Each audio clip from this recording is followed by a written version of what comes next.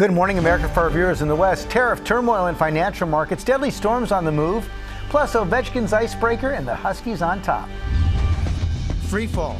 Stocks around the world plummet again, with Wall Street set to take another hit over growing concerns about President Trump's tariffs. Trump insists he's not backing down, despite rising fears of a recession. Tariffs expected to raise prices on everything from food to clothing to electronics, alcohol, and more. Some Republicans now sounding the alarm. Protests in all 50 states. Deadly spring storm.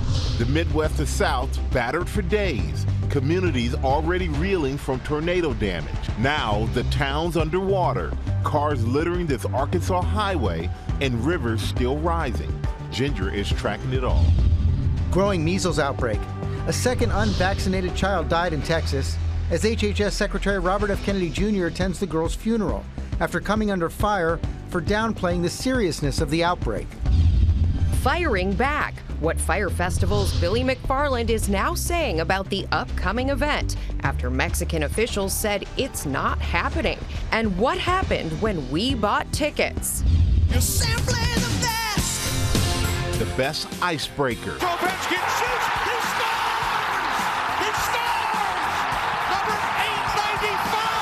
895. NHL superstar Alex Ovechkin breaking Wayne Gretzky's all-time goal record, flying into the history books, and simply a storybook ending on the final page. The final page in the Book of Beckers is title number 12 for UConn. Titles by the dozen for the UConn Huskies. Superstar Paige Becker's most outstanding player, AZ Fudd. AZ Fudd is on fire. And freshman Sarah Strong. Strong's three is good. Dominating March Madness. This morning, legendary coach Gino Auriemma joins us. Good morning, America. We are the champs. Let's go. Live from Times Square, it's Monday. Good morning, America. Good morning, America. Nothing makes you smile more than like Paige Becker's there winning the championship. So happy for all of them. Happy for Ovechkin as well. And that's coming up later in the show. We're going to talk about all that. But right now, all eyes are on the markets this morning after they plunged in reaction to President Trump's announcement of a sweeping new round of tariffs. Yeah, I spent my whole weekend switching between basketball and this economy. The Dow lost more than 2,000 points Friday. It was only the fourth time in history that's happened. And the CEO of one of the country's largest banks is speaking out this morning. Jamie Dimon, head of J.P. Morgan Chase, says the tariffs will likely increase inflation and are causing many to consider a greater probability of recession. And he also talks about America's dominance in the world and the issue with that. Yeah, his firm says there's a 60% chance of a recession right now. Over the weekend, a blanket 10% tariff on most imported goods went into effect. On top of that, on Wednesday, more Trump tariffs ranging from 10 to 50% will go into effect, hitting more than 180 countries and territories. But President Trump is holding firm overnight and this morning. We have team coverage across the globe. Whit Johnson starts us off from Wall Street. Good morning, Whit. George, good morning to you. One trader who I spoke with this morning described this as fear and loathing across the markets, calling this another aggressive sell-off. And that's what we're watching right now amid uncertainty and a lack of clarity about what's going to happen next year. We're seeing right now with the markets open, the Dow, the NASDAQ, and S&P 500 opening significantly down. The S&P, of course, where millions of Americans have their 401ks, their retirement savings. All of this signaling another difficult day here on Wall Street after trillions of dollars were wiped off the board at the end of last week. When the markets closed on Friday, that was the worst week since 2020 during the early days of the pandemic and at the end of President Trump's first term in office. So today the markets are already down across Europe, across Asia, and a lot of anxiety about what happens next. George? And Whit, over the weekend, some of the president's allies in the investment community called for a pause in these tariffs, but so far he's holding firm as late as this morning. George, that's right, and it's really that uncertainty that's fueling a lot of this and the expectation that the markets will be in turmoil throughout the rest of the day here. Again, after the White House and the president himself downplayed the sell-off and the potential risk of a recession and the impact of these tariffs. We know administration officials are insisting that further tariffs will be implemented later this week and that the fears of a recession are unwarranted, but many analysts see it differently. We heard earlier from the head of one of America's largest banks, Jamie Dimon of JP Morgan, for example, raising the odds of a recession in this country to 60%. George? A lot more questions than answers right now. Okay, Whit, thanks very much. Michael? All right, thank you, George. We're going to get more on the international ripple effect. First, foreign correspondent Britt Clinton is in Hong Kong for us this morning. Good morning, Britt.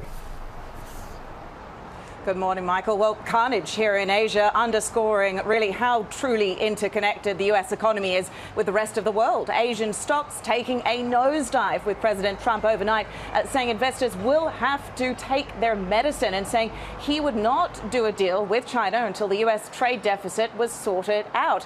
Hong Kong leading the sell-off with a massive 13.2%. That's the worst drop since 1997. Shares across the board in South Korea and Japan and China also seeing red. And this morning, many analysts say the risks of a long and intense trade war are rising rapidly. China has already retaliated, slapping a 34% tariff on American products. And it's not just tariffs. China is also cutting off the U.S. from many exports that include materials critical to technology and national security. Markets here will continue to have eyes fixed on Washington. Rebecca? All right, Britt, thank you. And you point out just how interconnected our economy is with the rest of the world. So we go now to London with how the European markets are reacting, and we go to Chief International Correspondent James Longman for more. Good morning, James. Yeah, good morning, Rebecca. European markets opened way down this morning, a 16-month low as Trump's tariffs starts to bite. We're seeing a mass sell-off of shares as fears grow about a global recession. Now, European markets are still trading. They are for the next couple of hours, but the London Exchange opened more than 5% down this morning. I think it has rallied a couple of points, but still down. On the continent, things are even worse. In Italy, it opened more than 7% down. France, 5%, and Germany, 6%. And that is in addition to the losses they took last week when Donald Trump announced these measures. And it's not just tariffs. The car industry here is really concerned about that 25% tariff on all car imports into the United States. That threatens hundreds of thousands of jobs in Europe. Michael? All right, James, thank you. And, you know, the stock market drop, that does not appear to be changing the president's mind. Our senior political correspondent, Rachel Scott, is tracking the latest at the White House. Good morning, Rachel. Michael, good morning. Even as the markets tumble and Americans brace for higher prices, no change in strategy here from the White House. The president is confident that his policies will win. His message to Americans, hang tough, it won't be easy.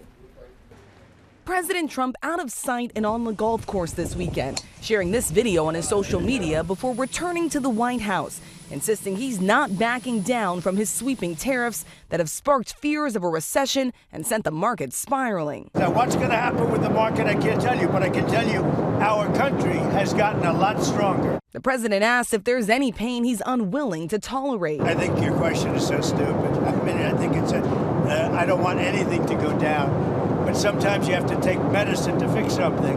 A 10% tariff is now in effect for nearly all goods entering the U.S. and a 25% tariff on all foreign cars. In just a matter of days, a harsher 34% reciprocal tariff hitting China, 46% on Vietnam, and 20% on the European Union. All of this expected to raise prices on everything from clothing to electronics to alcohol. The president dismissing concerns that his policies will cause inflation to rise. When we get into late summer, early fall, and people are doing their back-to-school shopping, do you think they'll have inflation to worry about at that point? I think there's not going to be. I don't think inflation's going to be a big deal. The president says world leaders have called trying to make a deal, but some of our closest trading partners retaliated. Canada putting a 25% tariff on American-made cars and trucks. China responding with a 34% tariff. Then suddenly halting an emerging TikTok deal with the U.S. China changed the deal because of tariffs. If I gave a little cut in tariffs, they'd approve that deal in 15 minutes, which shows you the power of tariffs. Some Republicans are sounding the alarm. Senator Ted Cruz saying this on his podcast. If we're in a scenario 30 days from now, 60 days from now, 90 days from now, with massive American tariffs and massive tariffs on American goods in every other country on earth, that is a terrible outcome. The trade war adding to the outrage from coast to coast. 1,200 rallies taking place in all 50 states, thousands marching in New York, Detroit, Los Angeles, Seattle, and Washington, D.C. to protest the Trump administration. Israeli Prime Minister Benjamin Netanyahu is traveling to Washington today. He'll be meeting at the White House with President Trump in just a few hours. I'm also told the president has a phone call scheduled for later today with the Japanese Prime Minister, George. Okay, Rachel, thanks. Let's bring in our chief Washington correspondent, John Carl. And John, we just saw the president right there doubling down on the tariffs. He's believed in tariffs for a long time, but now facing some rare dissent from Republicans. George, for the first time since Trump has gotten back to the White House, we are seeing prominent Republicans in Congress directly criticize his actions. People, as you heard, like Ted Cruz, like Rand Paul. In fact, I don't see many Republican leaders coming forward to defend what Donald Trump has done. The reason here is simple. Trump is not just gambling with the American economy here. He is putting Republican political fortunes at risk. We see some of the biggest stock market declines since the Great Depression, dire warnings of a recession, of inflation, and not because of outside forces like a pandemic, but because of the direct actions of the Republican president. Rand Paul, for one, is predicting dire consequences for his party if this goes forward. Dire consequences, he says, that could take years to overcome. Some Republicans also questioning whether the president has the legal authority to impose these tariffs that he has imposed, and these legal challenges are coming.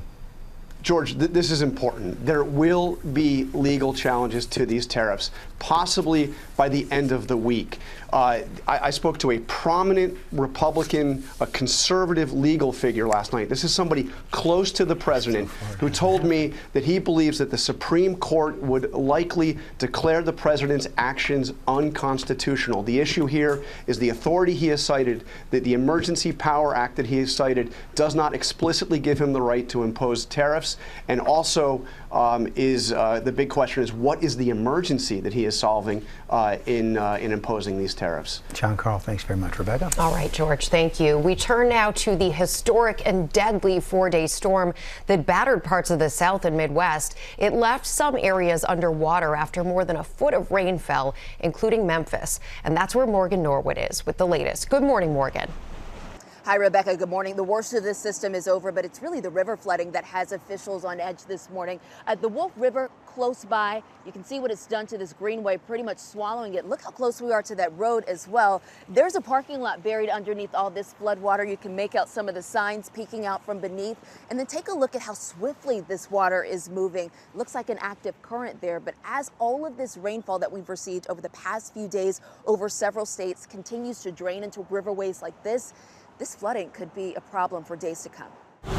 There goes a house. Overnight, catastrophic flooding and severe storms across the South and Midwest. The death toll rising, at least 20 people since last Wednesday. The latest victims, a father and a son in central Georgia who were killed by a falling tree. Cars littering this Arkansas highway, stalled out by floodwaters. Water rescues across multiple states. First responders in Texarkana pulling people out of their cars. Memphis police responding to hundreds of calls reporting downed trees and flooding. This is a popular walking trail here in Memphis, and now it's essentially one with the Wolf River. And with these water levels still rising, there's concern of what happens next. Residents in Dyersburg, Tennessee, seeking shelter after a string of twisters struck the area. There's just been so many tornadoes lately that it's just scary of the devastation in so many different places. In Hardy, flash flooding destroying homes, roads washed away, and vehicles tossed by the current. All of this rain falling on communities already reeling from tornado damage. More than 90 tornadoes reported since last week. And since the system moved in, there have been more than 430 tornado warnings and more than 600 flash flood warnings. So let's talk flash flooding, because that's also a huge danger. Remember, it only takes a few inches to sweep your car away. So that's why we always hear experts in our Ginger Z say, turn around, don't drown. Michael? All right, thank you so much. That's true. Turn around, don't drown. Let's bring in Ginger with the track and timing as the storm moves east. Good morning, Ginger. And that's something good to remember, Michael, even after the storm has passed, because those rivers will keep rising. Look at how much rain fell. Some of western Kentucky had their wettest 4-day period on record. Memphis and Jonesboro had their wettest April days on record. Anywhere in white there is more than a foot of rain. So back through parts of Tennessee and Arkansas. So Kentucky was not alone. Southern Indiana and Illinois had a lot too. The Cincinnati picture shows you the Ohio River, which is right now at the highest level in 7 years. What happens is rain falls and then it takes time to get through those creeks and different waterways, and then it'll start to rise in some of the bigger rivers. Thankfully, the Mississippi was very low, so it had a lot of rise to go. But stalled system is moving east, and what's going to happen here is in lee of this, you've got all of those flood warnings and flood watches. But George, we still have a little bit left, and so tornadoes, damaging wind, parts of Florida, Georgia, and South Carolina. Gotta be careful. Okay, Ginger, thanks very much. We're going to switch gears now. Final four. UConn women national champions again. They dominated South Carolina, and Will Reeve was there. Hey, Will. Hey, George, sure was. Good morning. It had been 9 years since UConn had won a national title. That's an eternity by their standards. They were facing the defending champs, who have been at the top of the sport for a few years now. But soon after the ball was tipped, it was never in doubt. UConn had the best players, the legendary coach, and now another national championship. And there's the buzzer. It's an even dozen for Gino Auriemma and Connecticut. This morning, for the 12th time in program history, the UConn Huskies are at the mountaintop of women's college basketball. The final page in the book of Beckers. Superstar Paige Beckers securing the one item missing from her impeccable resume, a national championship. I can't even put into words what this journey has meant to me and the team, and to be able to come out on top. It's hard to find the words, but just a full state of gratitude for everything that's happened. It was full-on dominance over the defending champions South Carolina, UConn winning 82-59. Beckers backdoor, pops it in. Beckers had a pedestrian night by her lofty standards, scoring 17 points. Here's Beckers. Her jumper is good. The Huskies' offense ultimately driven by freshman Sarah Strong and senior Azzi Fudd, each pouring in 24 points to help UConn pull away. Azzi Fudd is on fire. Strong's three is good. Strong scoring the most points ever by a freshman in the NCAA tournament. I feel like we did a really good job just executing everything and staying together. Fudd's family stealing the show with custom t-shirts, highlighting the toughness of the Final Four's most outstanding player. We went through a lot of ups and downs as a team, so to be able to come out on top right now, it's speechless. Legendary UConn head coach Gino Auriemma with a warm embrace of Beckers after her final collegiate game. These players make me want to hang in there every day. It's been a long time since I've been that emotional when a player has walked off the court. Beckers is almost certain to be the first overall pick in the WNBA draft next week, but UConn will still have Sarah Strong and Azzi Fudd, who has another year of eligibility, so maybe they go on another title run, guys. Sure they will. Yeah. All right. Cool Dublin for coach. Yep. That's right. We're going to hear from that coach, UConn head coach Gino Auriemma. He's coming up later in the show. There he is. Also, Aaron Katursky has the latest on the second Fire Festival. Hey, Aaron. Hey, George. Big question whether Fire Festival's flaming out, what the organizer is saying. And we know somebody who bought a ticket and is now questioning his life choices. Coming up on And how much did he spend for said ticket? Can't wait to hear about that, Aaron. Plus, the major decision from the White House on Medicare and Medicaid covering weight loss drugs. Alex Ovechkin is the king of the rink. We're going to show you why when we come back.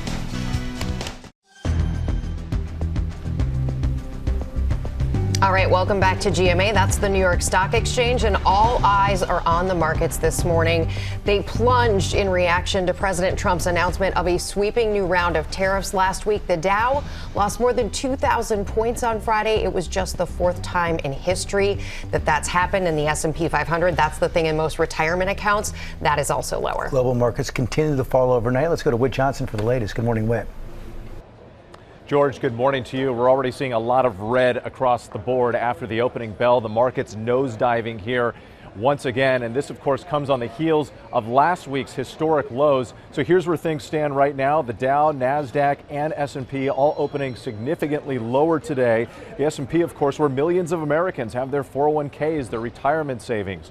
A lot of anxiety and fear about what happens next with these tariffs, so the market's headed for another tough day. We heard this morning from the head of one of America's largest banks, Jamie Dimon of JP Morgan, saying the recent tariffs will likely increase inflation and potentially damage America's long-term economic alliances. The White House and President Trump himself have really been downplaying this sell-off, though. President Trump this morning insisting on social media that these tariffs are bringing in billions of dollars a week into the U.S. But of course, many economists we've spoken to say it will ultimately be American consumers who pay higher prices for the same everyday goods. Michael?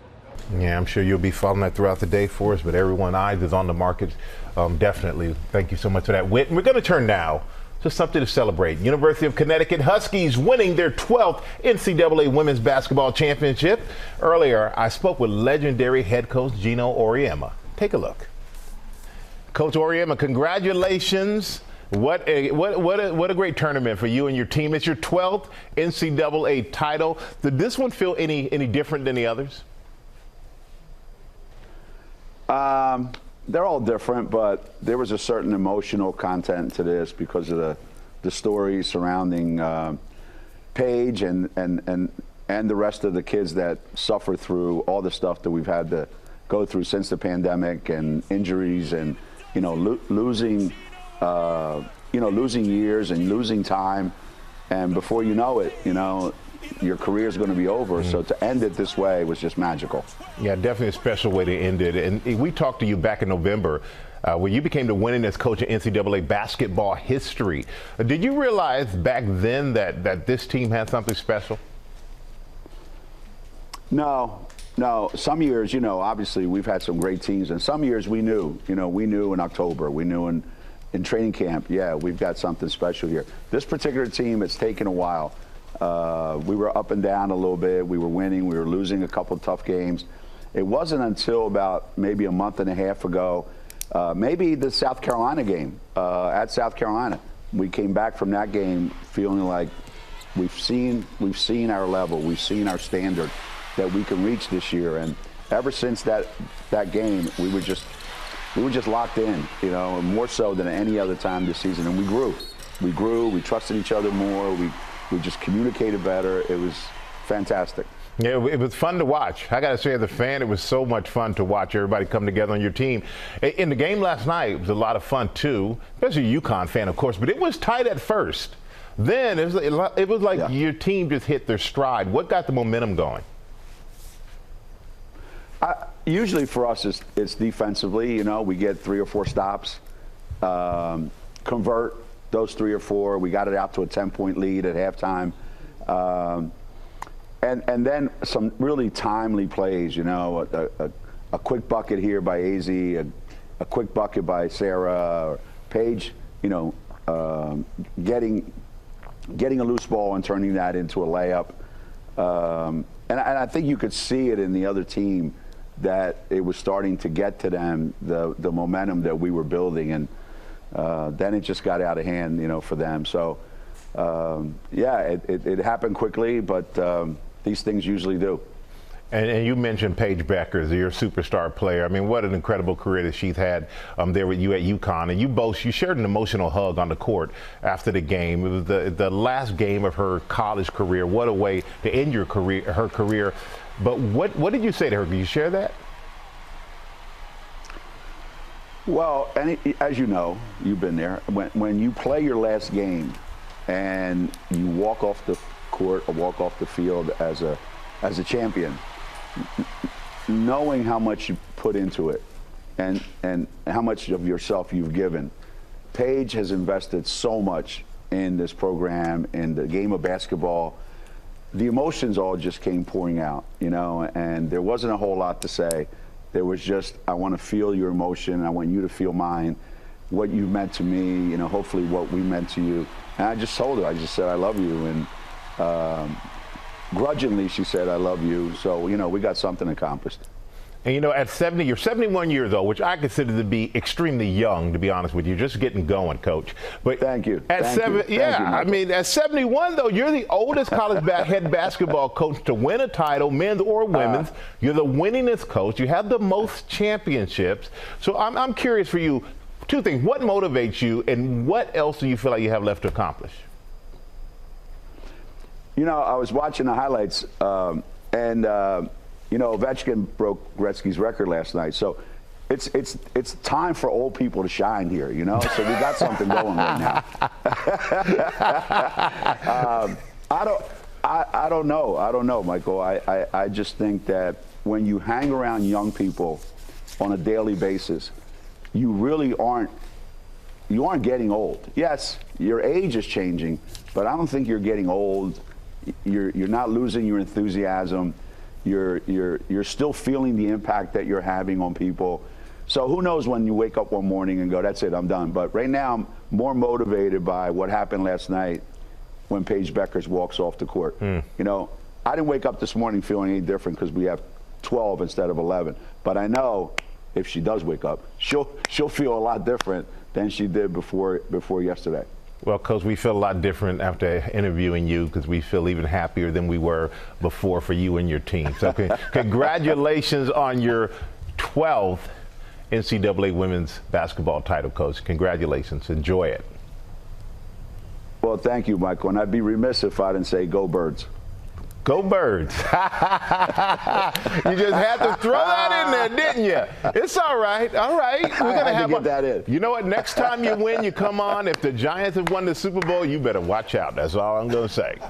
That's right, baby. That's right. This is, you know, Philly wins the Super Bowl. We win the title. It's Philly time. It's Philly time. I will give that to you. Congratulations, Coach. We appreciate you taking the time to talk to us this morning. Make sure you go get yourself a little sleep right now. Right. Thank you, Michael. I appreciate it. Thanks. He tagged you right at the bell. Yeah.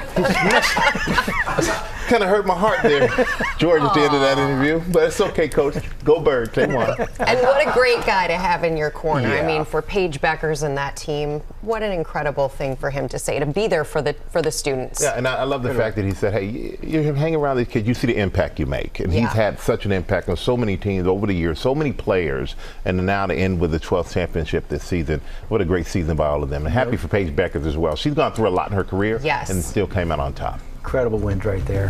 The Fire Festival controversy. Founder Billy McFarland is insisting the massive music show will go on, responding to recent reports that it doesn't have a home. Chief Investigative Correspondent Aaron Tursky here with the latest on that. Good morning, Aaron. Good morning, George. Whether Fire Festival 2 is happening or isn't depends on who you ask. Either way, as we found out, the organizers are happy to take your money. This morning, after Mexican officials said Fire Festival 2 was not happening, founder Billy McFarland is insisting otherwise, posting these supposed tourism and environmental permits along with what he says are receipts of payment to the government of Playa del Carmen. McFarland writing on Instagram, Fire has been working directly with the government of Playa del Carmen and their officials since March 5th, 2025 to ensure a safe and successful event.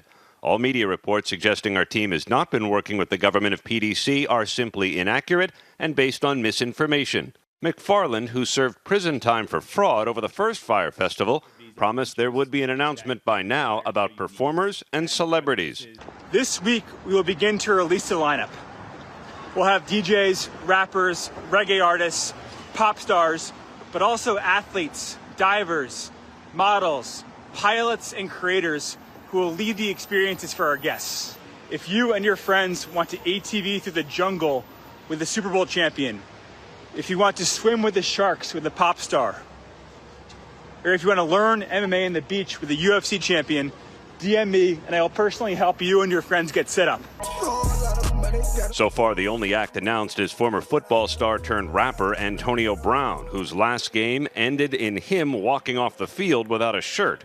Regardless of whether there's a real festival, Fire 2 is taking real money, as we learned firsthand. Let's try and buy a ticket for Fire Festival 2. We bought tickets to see for ourselves if Fire Festival 2 would live up to McFarland's hype or whether it would flame out like the first one. Well, $1,400 looks like the cheapest, and commercial flights are readily available, so I will try to do that. The order went through, but we've received no information, and there's no customer service number to call. Only an email address. So, no, we did not purchase the $1.1 million Prometheus package. It didn't work out well for Prometheus either. Playa del Carmen is the second location to signal that Fire Festival 2 is not happening. The original spot on Isla Mujeres said for us, this is an event which does not exist. That would have been quite an expense report. Yeah. I'm a little nervous for that. I have a feeling no refunds coming. Yeah. We are back now with Player of the Day, and Lara is back for more. Hi, Lara. Yeah, I love this story. Congratulations. People thought this could not be done, but Washington Cap star Alex Ovechkin has passed the great one, Wayne Gretzky, to become the NHL's all-time goal leader. Ovechkin scoring number 895 against the Islanders, breaking one of sports' all-time records. Ovechkin shoots. He scores! He scores! Number 895! It was a record-breaking afternoon for hockey all-star Alex Ovechkin, cementing his place as king of the rink. Is the greatest goal scorer in National Hockey League history. Ovechkin surpassing the all-time scoring record set more than 30 years ago by the great one, Wayne Gretzky, who was on hand to mark the milestone. I can tell you firsthand, I know how hard it is to get the 894. 895 is pretty special. They say records are made to be broken, but I'm not sure who's going to get more goals than that. Alex, I said I'd be the first guy to shake your hand when you broke the record. And I wore this pin. Ovechkin's wife, mom, and kids leaping to their feet. And after the goal, Ovechkin taking a celebratory slide. This photo capturing the moment as if floating over the ice and into the history books. The future Hall of Famer thanking everyone who helped him reach the top of the mountain. Without my boys, the whole organization, the fans, the trainers, coaches, I would never stand there, and obviously I would never pass a great one. Fans in the arena and around the world celebrating the new GOAT. The 39-year-old Washington Capitals captain still in disbelief after the game. It's something crazy, and I just said it, I'm probably going to need a couple more days or maybe a couple weeks to realize. I'm very proud for myself. I'm very proud for my family, for all my teammates that helped me to reach that milestone. We're just all talking about it. We were all watching this. Ovechkin has one season left in his 5-year, $47.5 million contract. Ovi, as he's called, has not announced his post-contract plans, but has said that he might like to finish playing in Russia. Yeah, and I heard you guys talking hockey, yes, so I had to craft the net here. A little stat for you. Wayne Gretzky played 1,486 games, 894 goals. Ovechkin scored his 895th. in his 1,487th game. Wow. Good morning, America. It's 8 a.m. Free fall. Stocks around the world plummet again. Wall Street set to take another hit over growing concerns about President Trump's tariffs. Trump insists he's not backing down, despite rising fears of a recession. Tariffs expected to raise prices on everything from food to clothing to electronics, alcohol, and more. Growing measles outbreak. A second unvaccinated child died in Texas as HHS Secretary Robert F. Kennedy Jr. attends the girl's funeral after coming under fire for downplaying the seriousness of the outbreak. Checking out. After last night's blockbuster season finale of The White Lotus, what happens in Thailand stays in Thailand. How the White Hot Show is changing the way we watch TV and our travel dreams. And Jerry Halliwell Horner is live in Times Square. The Spice Girl is talking about her new project and what's in store for the group's 30th anniversary. As we're saying, Good Morning America. Live from Times Square, it's Monday. Good Morning America. Good morning, America. We are looking forward to catching up with Jerry Halliwell Horner. Oh, yes, we are. You over here dancing to the Spice Girls song. I saw you. It's taking me back. Yeah. I remember when I saw Spice World, their first movie, in the theater, so I'm looking forward to this conversation. Plus, it is International Dollhouse Day, and Lori Bergamato is here with 5 fun selections that will inspire creativity and smiles for kids. I know one kid who is very much, a 6-year-old, who is very much looking forward to this. Yeah, I miss those days. Yeah. Also had President Trump making a major decision about weight loss drugs for those on Medicare and Medicaid. First, look at the top stories breaking today. Of course, we start with that financial turmoil caused by Trump's tariffs. Whit Johnson is on Wall Street. Good morning, Whit. Hey, George, good morning. There have already been some wild swings here in the markets this morning amid conflicting reports about what the administration might do next. But here's a look at what's happening right now. The Dow, the NASDAQ, and S&P all opening significantly lower today. The S&P, of course, where millions of Americans have their 401ks, their retirement savings invested. Plenty of fear and anxiety as the markets are headed for another difficult day. One of America's largest banks, JP Morgan, increasing the odds of a recession to 60%. And the Fed Chairman Jerome Powell saying these tariffs will likely increase inflation. The White House and President Trump himself defending the policies and downplaying the sell-off. The president this morning insisting on social media that these tariffs are bringing in billions of dollars a week into the U.S., but many economists argue it's going to be American consumers who end up paying higher prices on everyday goods. Michael? All right, Whit, thank you for that. And let's get more on the global impact with Chief International Correspondent James Longman. Good morning again, James. Yeah, good morning, Michael. European markets opened way down this morning, a 16-month low in response to Donald Trump's tariff announcement. We're seeing a worldwide sell-off of shares as panic sets in about a global recession. Now, the London Stock Exchange this morning opened more than 5% down. That is a year-long low. On the continent, even worse, more than 7% down in Italy, 5% in France, 6% in Germany. And it's not just the markets. Real concern in Europe about the car industry. Hundreds of thousands of European jobs are on the line because of that 25% tariff on all cars imported into the United States. And as bad as it is in Europe, it is even worse in Asia. Every single Asian market closed down today. And that is why the Prime Minister of Japan, Prime Minister Ishiba, was on the phone today with Donald Trump, trying to plead with him to change course, saying that there's huge amounts of Japanese investment in the United States, and his policy on tariff threatens foreign investment. That will likely be the argument that every single world leader uses if and when they get the chance to speak with Donald Trump. Rebecca? Stakes are so high, and it shows you just how interconnected the global economy is. Okay, James, thank you. We turn now to the Trump administration saying Medicare and Medicaid will no longer pay for GLP-1 drugs when used for weight loss. Our senior national correspondent, Terry Moran, has the story. And Terry, this will impact a lot of people. Good morning. It sure will. Good morning, Rebecca. The Trump administration has rejected that Biden administration plan that would have required Medicare and Medicaid to cover those popular anti-obesity drugs. These drugs, Wegovy, Zepbound, they're the best known. They're seen as almost miracle drugs for the millions of Americans who struggle with obesity and who have rapidly lost a lot of weight through them, with all the health benefits that come with that. And in one of its last major actions, the Biden administration proposed that these expensive drugs are up to $1,000 a month should be covered under Medicare's Part D prescription drug coverage, as well as by the Medicare Advantage private insurance plans. Medicare does already cover these weight loss drugs for some seniors, mostly those who are obese and who have diabetes or heart disease. But the Biden plan would have extended that coverage to all seniors at an estimated cost of at least $35 billion over 10 years. But they argued that the government could save billions spent now in treating those chronic ailments that stem from obesity. But that's not going to happen now. Health Secretary Robert F. Kennedy Jr. has harshly criticized these drugs. He said providing organic food and gym memberships for seniors would be much healthier and cheaper. Guys? Okay, Terry, thanks very much. Coming up on our GMA morning menu, the latest on the growing measles outbreak in Texas, where a second child has now died. Chief Medical Correspondent Dr. Tara Narula is here with more on that. Also ahead, has the popularity of the White Lotus brought back appointment TV? No spoilers, we promise. Plus, it is a giraffe baby boom. We'll introduce you to the new little one.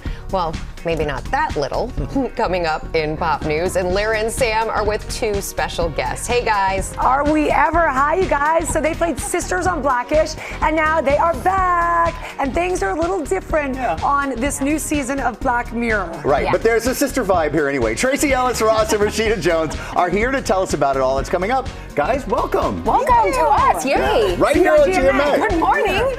Hi. Hi. Cover story: the growing measles outbreak in Texas, where a second child has now died of the virus. Our chief medical correspondent, Dr. Tara Nurul, is here. Hey, Tara. Good morning, George.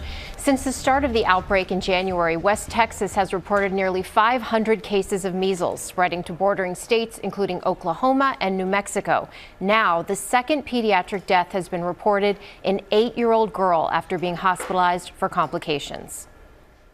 This morning, amid a growing outbreak nationwide, news of a second child dying with measles in Texas as the state faces the worst outbreak in 30 years. The Texas Health Department confirming the child was school-aged, hospitalized, and passed away on Thursday from what the child's doctors described as measles pulmonary failure. The child was unvaccinated and had no underlying conditions. It comes after another unvaccinated child died of measles in Texas in February, the first measles death in the nation in a decade. Measles cases confirmed in at least 21 states, with 642 confirmed cases nationwide, about 3/4 of cases in Texas alone. It is very hard to see these kids. You see them struggling to breathe. They don't want to eat or drink. They're dehydrated. They have high fever. They're miserable. Health and Human Services Secretary Robert F. Kennedy Jr. attending the girl's funeral in Texas Sunday, posting on X, "I came to Gaines County, Texas today to comfort the Hildebrand family after the loss of their 8-year-old daughter, Daisy," adding, "The most effective way to prevent the spread of measles is the MMR vaccine." Kennedy has come under fire from many public health officials and experts for downplaying the seriousness of the measles outbreak in Texas and not pushing for widespread vaccination. He has previously said the MMR vaccine is the best way to prevent measles, but has stressed it's a personal choice. Influential Republican Senator Bill Cassidy, a doctor from Louisiana, urging everyone should be vaccinated. There is no treatment for measles, no benefit to getting measles. Top health officials should say so unequivocally before another child dies. The U.S. declared measles eliminated in the year 2000 due to no continuous spread over 12 months. The country risks losing that status if an outbreak continued for more than a year. Currently, only 93% of kindergarten children are vaccinated with 2 doses, which is below the recommended 95% needed to keep herd immunity and help prevent further spread of the disease. It seems so unnecessary to reach that point. Absolutely. No child should die in this country from measles. Agreed. Thank you. Now to the White Lotus season finale, and something that we made sure, because half of us haven't had a chance to see it. No spoilers here, okay? But it's no surprise that the hit show might be bringing back Appointment TV and changing our vacation dreams. Yeah. Sam is here with the story. Good morning, Sam. No, I promise. It was too late. No spoilers because it was too late for all of us. We are the least in the know of the season finale, but let's talk about it.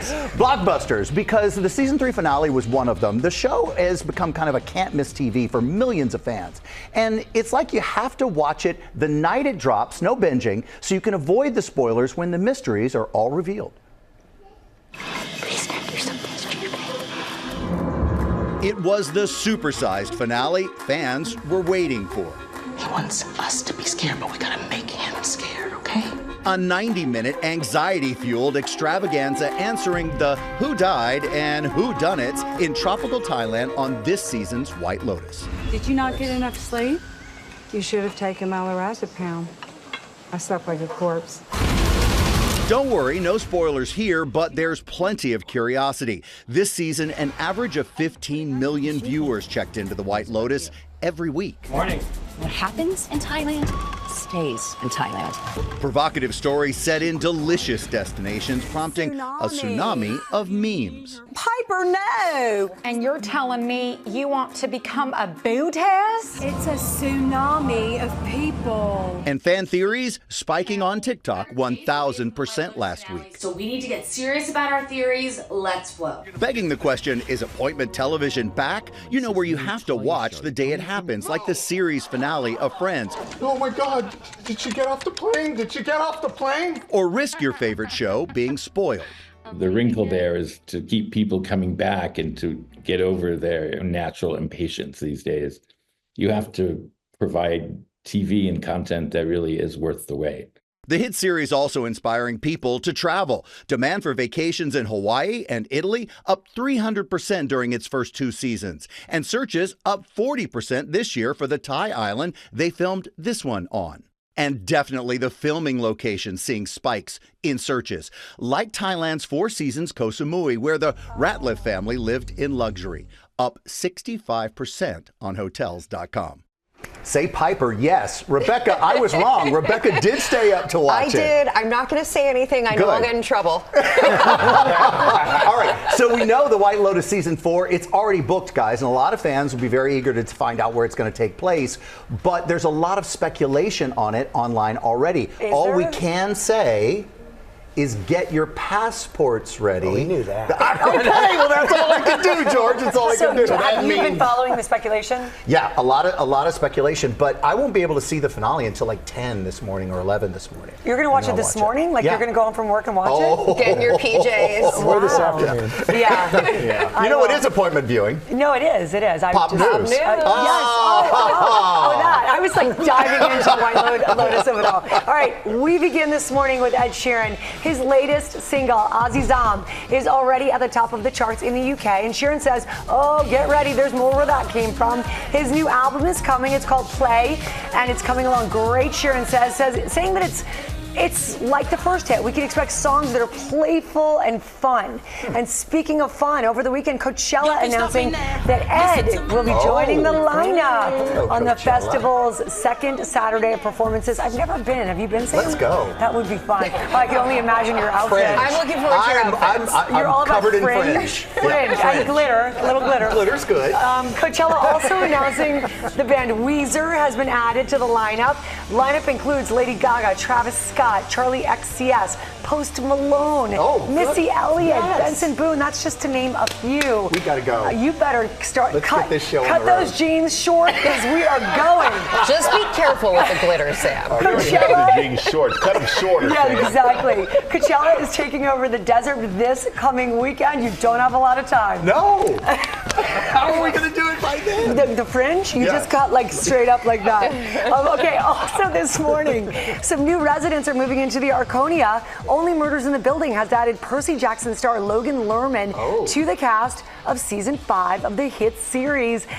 Selena Gomez just posted some behind-the-scenes shots of the set, which include a first look at some other new cast members, including 2-time Academy Award winner Christopher Waltz, 2-time Academy Award winner Renee Zellweger, Emmy Award winner Keegan-Michael Key, I just love him, Penn Stater. And this is all as our beloved murder-solving trio works to figure out the mysterious death of one of Arconia's doormen. Only Murders in the Building is currently in production for Hulu. I just love this show. It's great. It's a smile. Yeah. Are you ready for another story? Yes, ma'am. All right, let's do it. So, also this morning, we're so happy to reveal that there is a baby giraffe boom going on across the country. Of course there is. Sam, Yes. you told everybody about Sumi, the new baby giraffe at the Sacramento Zoo. Well, now we can exclusively announce Walt Disney World's Animal Kingdom has a new resident, Baby Tucker. Yes, Baby Tucker, born February 13th, part of the endangered Maasai giraffe family. Just 30,000 left in the wild. Tucker is the first giraffe calf born at Animal Kingdom in over 4 years. So his birth is really important, especially as the Disney Conservation Fund celebrates its 30th anniversary. Awesome. Tucker's caretakers say this not-so-little baby boy was standing and walking within the first hour of his life. Wow. He's healthy, he's on track with all of his milestones, and that he gets along great with his sister and other members of the herd. Isn't he adorable? adorable. When you stay there, you can look out and see all the giraffes eating in the trees and everything. It's so wonderful. That was my favorite to stay at with the kids. Mine it's too. such a special place. Highly recommend. Yes. And then finally, I highly recommend this. I really want to do this. As you may know, hummingbird season is upon us as the tiny birds make their way from North and Central America and they come to our neck of the woods. And like me, John Creed, well, he loves feeding the little. Wait a minute. Yeah, but he takes it to a new level. Look, I hope we can get closer. John has created this mask. It's a feeder on his face to get an up-close look without disturbing the zippy little devils. John actually made it to Shark Tank with this device. Wait, so everyone can have one of these? You can buy one of these? Can we please? Yes, I'm please. just disappointed to bring one in for sale. Yeah, because you are a big I would have birder. worn it right now. I know. I'm hard to herd the hummingbirds. It's like herding cats, those little guys. I get it. But you can buy one on humviewer.com. Okay. Just wanted to let you know. I just saw that and thought of you. I want a camera perspective from right here where they're all like lined up to eat. It's so fun. I mean, it's a real thing, and he was raving about it. I begged Sam, to she do just it. said a lot. She saw that and thought of you. George, that doesn't surprise me. All right, we all know what we're getting, you guys. You know, I know you got a deal on Shark Tank, but come on. I'm sorry. I cannot sit here and let that go down like that. But go ahead. You guys know it is International Dollhouse Day, yes? Well, we are celebrating because it's a toy that combines imagination and creativity and fun. And Lori Bergamotto's here with 5 dollhouses for kids of all ages and interests. They're all shoppable on our website. Hello, Lori. Hi, Lori. So great to see you. Oh, and we have a wonderful little beauty here to try it out. And we did have people try all of these out. We had parents weigh in, and we also, what's more important than having the kids? That's the most important thing. Okay. So we'll start with this one from Amazon. This is a #1 bestseller. 20,000 5-star reviews nearly, and you can see Mia just ran over here from across the set Right, because this is a play good with one. it. This is Gabby's Dollhouse, ladies and gentlemen. Hey, Gabby. Exactly, it's a great show on Netflix that kids love, and what they love about this dollhouse, as Mia is showing us, is that it's really interactive. We actually had our GMA writer Layla's daughter Rumi test it out for us at home. You can see there, and what she told us is that she loved how much she could play with it. It offered hours of fun and play, and she loved. Mia, do you want to do the honors of pressing this button so we can hear the song? Ooh, and it plays a song, and it's just really, really fun. I could probably sing the song. I like how everything's interactive. And it's under $50 on Amazon. So this we love one's that. huge. It's as tall as Mia is. Mia, come show us for scale here how much fun this one is. Okay, so this, you guys, is from KidCraft. Yeah. They have long been an amazing maker of dollhouses, and Mia was playing with this all morning. You can see it's even taller than Mia, so it does stand at 4 It is a little feet. bit, right? I should mention to the parents out there that this one does need to be assembled. So Okay. there It is needs some a little assembly bigger required. space. Yes, and it needs a bigger space. This is great also if you have multiple kids, because there is enough room for them all to play. We found this one at Wayfair because it is kind of like a piece of home decor, right? Yes. Home like furnishing. And it comes with so many different things. Mia, what do you think of this one? So this one has a lot of different stuff. Do you love it? I love Yes. it. She loves it. Okay, and so you that like one's moving free. things in and out. Isabel would like super that fun. as well. And speaking of moving things Portable. in and out, Parents can take it with this them. one is fantastic. This one, so you can close this one up. That's smart. Right. So Mia, here, come stand next to Sam here, and here, hold this doll for us. And what's great about this is you can pack it up. So if you're going on a road Take it trip on or the something, road. yeah, you're going to grandma's, and it can go with you. And this is from Masonette. Under $75. Wonderful. So we love that. Okay, Who Legos. doesn't love a Lego? And Yes. we're all about DIY, right? So producer Amy's daughter tested this one out. Her nieces, Willa and Zoe, tested this out for us. So we have one for 4+, one for 7+. Lego offers hours of fun. Yay. Come on. But speaking of fun, I want to get to this Yes, one, which I yes. know Okay. you know. Make It Cute from actress Amanda Seyfried and her childhood best friends, Anne and Maureen. Go ahead, Mia. Show us how this is like a life-size jumbo one. This one is great. Producer Denise daughters actually cute. tested In the this sky. one out. You can see August. And what was great about it was that they could really interact with it and play. And it's used from sustainable materials. We have Earth Month. So it's fantastic, and there's a fun special my GMA nail? discount if you scan that QR code. We love that. We have this one at home, and there's a fun story behind it as well. And you can get all these products on our website. And coming up, Tracy Ellis Ross and Rashida Jones are here talking about the new season of Black Mirror. Mia, where'd you go? So much more. I can see you. Hi, Mia. I can see you. She's making it cute. Welcome back to GMA, live from Times Square. We're about to disinvite Rashida because she's going to tell us all about White Lotus, so it's not going to happen. Rashida Jones and Tracy Ellis Ross are here. They are starting the new season of a different show. It's called Black Mirror. Welcome. Good to see you. Hello. Nice to see you. Okay, this is a White Lotus free zone. Let's talk Black Mirror. Explain to people who don't know the show what it's about. Black Mirror. Okay, if you've never seen the show, it is such a good show. It might ruin your day, just depending on the episode. But it's a bit of like a hyper-realistic, dystopian look at our relationship with technology. Is maybe the best way to put it. That was a phrase. That was I'm a fan. I'm a fan. I read somewhere it's sort of like our version today of The Twilight Zone because it's standalone episodes. Yes. You don't need to. You can kind of bop around. Yes. It's really good. They're like little movies. Yeah. Little dark, disturbing little movies. That will make you lose faith in humanity. But she called it hyper-realistic. That's a way to kick it off, right? They're so entertaining. The episode you two are on, it kicks off the season. It's called Common People. Yeah. And you play a villain of sorts, but the villain is charming and funny. I am a villain. I don't know that I would say I'm a villain, but I definitely represent the darker side of things. Yeah.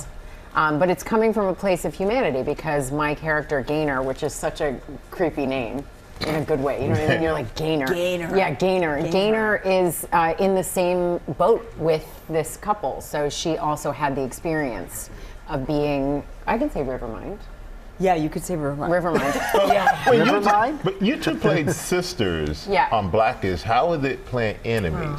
Well, fun. It was fun. Yeah, it was fun. I mean, you know, it's an entertaining episode that really brings you in, and Chris and Rashida had been working together for a while, and then I came in as like a breath of fresh air. Yes. It's And also, Tracy brought a lot of humanity to that part because, I mean, sure, she kind of works for the man, you know? Yeah. She's like a foot soldier. Yeah. Right. Let's take a look. Yes, okay.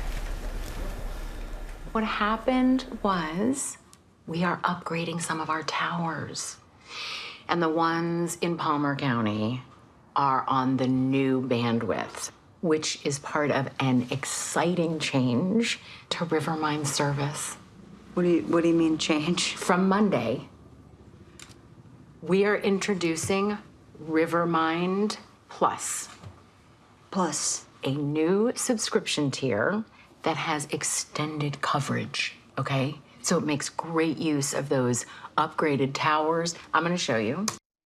It's we have PTSD just listening to it, right? Yeah. But the episode is not only creepy, it's also really sad. Yeah. What was it like for you? No spoilers. This is a spoiler-free zone, Yes, right? please. White Lotus or Black Mirror, anything. But when I read the script, I was like, oh, and I think that's the feeling when you watch it. And that's the nice thing about when you put humor into something is you do kind of, it draws you in and like you feel for the characters. You're kind of on their side. You want the best for them. 100%. I also think that's the thing about Black Mirror that's so interesting is it's not just that you're watching these people. It makes you really think about yourself and what would I do in that situation. Right. That's what makes it so you can't creepy help and but do entertaining. that watching it. Yeah. And you're like, and would I or wouldn't I? I don't know. Yeah. Your character can't help but recite advertising jingles all day cannot long. help it. Does it happen to you in real life? Of course. I'm in a chokehold from years of watching TV. Yes, absolutely. There's like 80s ones. We were talking backstage. There's 80s ones that are just forever embedded in my brain. Like, the taste is gonna move ya. Yeah. Pull it, take a sniff. Pull it out. The taste is gonna move you when you pop it in your mouth. both. Yeah, juicy fruit. Juicy fruit. Yeah. Juicy I fruit. got it. You guys remember My Buddy? I didn't quite realize those were the lyrics. Yeah, I was going to say, I never listened to that. He goes, my buddy. What was that? That was a doll. It was Buddy a doll. My pretty pony, tie ribbons to show you care. I mean, I could go on and on. Wow. Perhaps our parents should have not just sat us in front of the TV. Maybe not. They were doing others. They were doing. I remember the Doublemint ones. Those are good too. Yeah, I don't know if kids know commercials like that. Do you remember the What's Up commercial? What's Up? Yeah. Oh yeah. Sorry. Okay. Hey, I love that one. We can go on forever. I mean, clearly they did their job.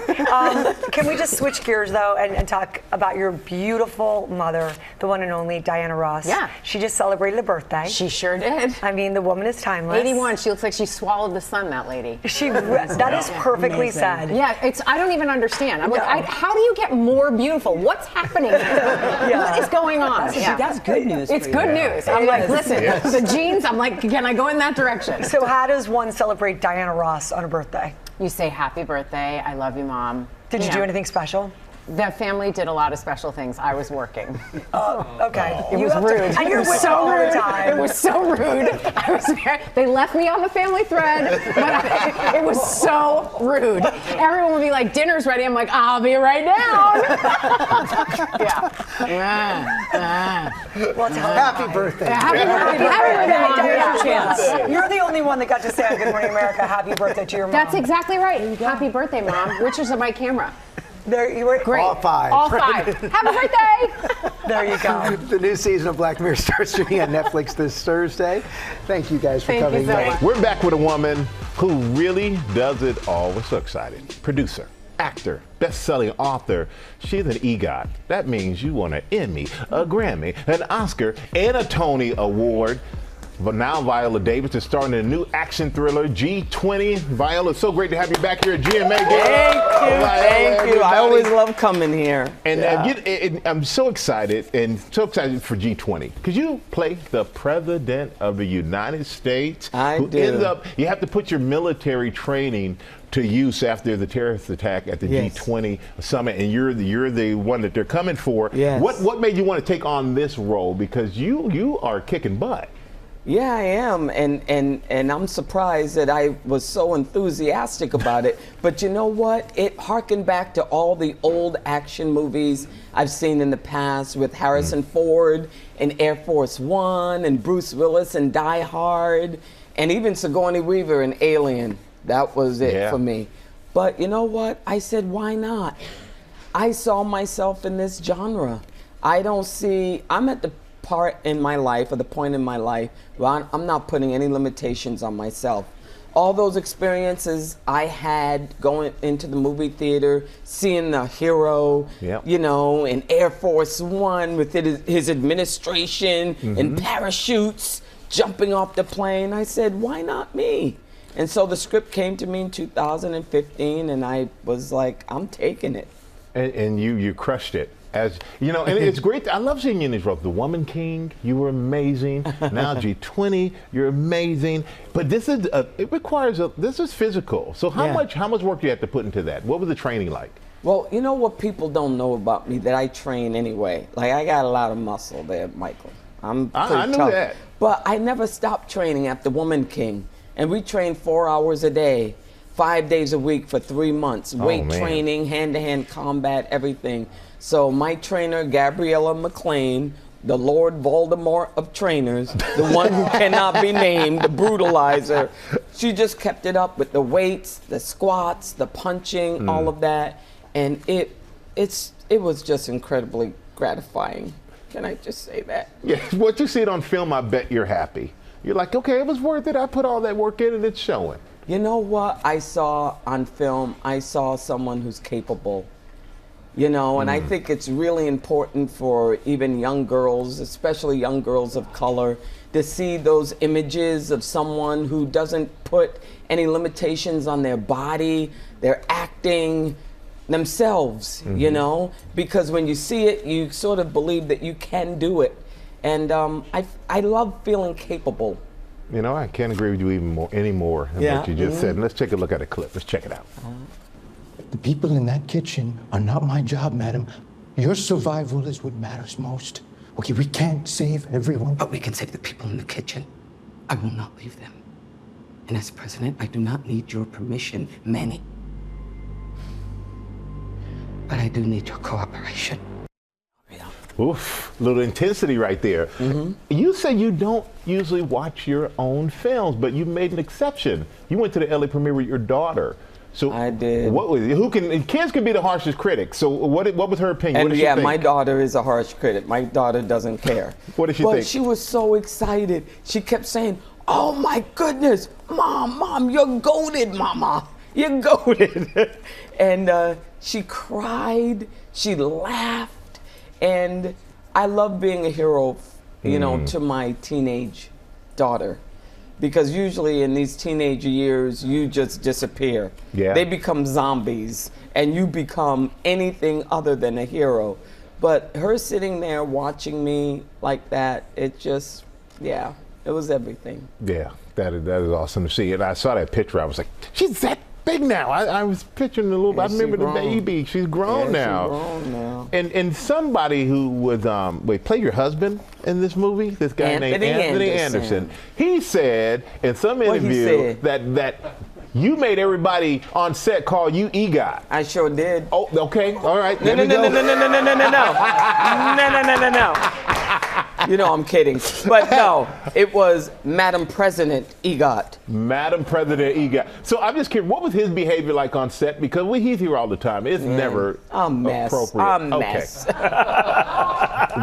the no, Anthony he kept that we us know. laughing. You know, Anthony, I have to tell you, you know, sometimes you got to work at the chemistry, and other times it just is there with him, Marseille, Christopher, everyone in the cast, really. And you know, one of the reasons why I wanted him to play my husband is because he reminds me of Julius. His humor reminds me of Julius, because Julius keeps me laughing. Yeah. You know. Keep the marriage strong. You Yeah, keep on it laughing. does. Well, we got Anthony here. We got Marseille coming on this week, so we're excited. And I'm just happy. We're happy you're here. You always make it better. Congrats, EGOT. EGOT. But see, G20, President EGOT. April 10th on Amazon Prime. Yeah. G20. G20, you heard it. Premieres Thursday on Prime Video. Make sure you check it out. Do yourself a favor, everybody. All right, you guys stay. Well, we're going to go to Ginger. Ginger, what you got? Hey, this morning we are going to, I love how you did your own plug there, Viola. It was really good. But this morning we've got our own plug here, our very own special lookout for Celebration of Mom. Yep, it's our annual breakfast in bed. Take a look. Come on now, who celebrates moms better than GMA? Oh my gosh. This is amazing. Now GMA's ready to do it again. Love it. Cannot wait for that. So is there a mom in your life who deserves the most joyous surprise of a lifetime and getting breakfast in bed on GMA? Then scan this code or go to goodmorningamerica.com to find out how to enter one incredible mom for the greatest Mother's Day surprise. Hey, at GMA, we're celebrating 50 years of celebrating moms, and this Mother's Day will be the best surprise yet. We can't wait. If you have a mom in your life that you think that we should celebrate on GMA, go to our website, tell us about her. It's like our budget gets hit every day, so we need some family-friendly dinners. Celebrity chef David Rose is here with a recipe that will feed your home team of 4 for just $20. Actually, under $20. Oh, I love it. I love it. Welcome. And, How low and can on you the go? table in 15 minutes. Yes, sir. You got it. All right. So first, let's check the menu. This is the right? menu right over here. We've got the entire shopping list right here. All right. So did we come in? Let's do the tally. Quick drum roll, because that's too much math for me. How did we go? Yeah, 18. You were right. Under. That's enough for a hot dog, too. You know, if you want. Yeah. All right. So let's hit it. All right. So what you want to do? This is a great meal, cheap, quick, great way of utilizing the pantry ingredients. Yep. Everybody has hot sauce. You have soy sauce. Everything in there. You have rice, whether it be frozen rice, whether it be day-old rice. Great way to incorporate everything into it. So I browned off some beef, have some eggs. What I'm going to add to this, frozen veggies. And how do you make sure the frozen veggies don't get overcooked? What you want to do is just put them in, thaw them out for a little bit, about a minute, 2 minutes. The stir fry, the wok is the secret hot pan. Yeah. You want to release all those caramel, those sugars, those natural flavors inside of the veggies, and you want to add some flavor. So I got some soy sauce right here, little umami. I got some tomato paste for a great flavor I would not have too. thought of that. Sam, there you go. This. You want to have a little bit of sesame oil. A little bit goes a long way. Yeah. You want to add in there some garlic, super duper fast, Well, stir fry, you do that. chili oil. We're gonna keep eating, David. Please do. And coming up in On the third hour of GMA, Lara and I are going to be here with more dishes. Yep. You can I want to eat too. Can I join you guys? Coming up. Here, do you want the first Jerry bite? Hallowell Horner is here live. I'm going to finish chewing, and we'll see you in a minute. A gentleman. We'll be right back. That's good. Can I just say that Jerry just told Sam he looks like a superhero. We all agree. Action hero with those shoulders. I love you. A little bit. No, we're talking about you though. But Yes, Jerry Horner. We fell in love with you as a Spice Girl, of course. You were this. You put the spice in Spice Girls. And look at this poster art. Her new yes. book, Rosie Frost, Ice on Fire, is the sequel to her New York Times bestseller, Rosie Frost and the Falcon Queen. She joins us to talk about it. It is so nice to see you. It's amazing to be here. To see that big poster. Look at that. I'm like, oh my God, dreams come true.